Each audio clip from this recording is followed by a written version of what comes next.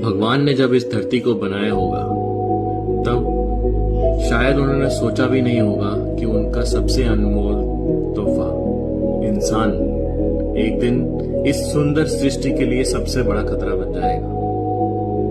पहाड़, नदियां, जंगल, हवा जैसे सब कुछ इतना सुंदर था कि मानो स्वर्ग धरती पर आ चुका है ऐसा लगता था।